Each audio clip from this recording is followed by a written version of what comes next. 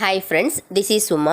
இன்றைக்கி நம்ம சேனலில் நம்ம டிஸ்கஸ் பண்ண போகிற டாபிக் என்ன அப்படின்னா, சுருளி வேலப்பர் அந்த திருக்கோயிலில் இருக்க முருகப்பெருமானுடைய சிறப்புகள் தான் இன்றைக்கி நம்ம பார்க்க போகிறோம். ஸோ இந்த கோயிலில் நம்மளால் நம்ப முடியாத மாதிரி ஒரு சில தகவல்கள்லாம் இருக்குது.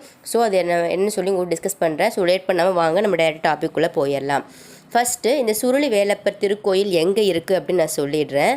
தேனி மாவட்டத்தில் சுருளி அப்படிங்கிற இடத்துல தான் இந்த சுருளி வேலப்பர் அப்படிங்கிற திருக்கோயில் இருக்குது. எக்ஸாக்டாக சொல்லணும் அப்படின்னா பொதிகை மலை, சதுரகிரி மலை இந்த ரெண்டுமே பார்த்திங்கன்னா ஜாயிண்ட் ஆகிற மேற்கு தொடர்ச்சி மலை பிரிவில் தான் பார்த்திங்கன்னா இந்த சுருளி மலை வந்து அமைஞ்சிருக்கு. எல்லா கோயிலுக்குமே வந்து பார்த்திங்கன்னா புராண பேர் நான் சொல்லிகிட்டே வரேன். அந்த வகையில் இந்த சுருளி வேலப்பர் திருக்கோயிலோட புராண பேர் என்ன அப்படின்னா சுருதி மலை. சுருதி மலை ஏன் இருக்குது அப்படின்னா அதுக்கு ஒரு கதை இருக்குது, நான் சொல்கிறேன்.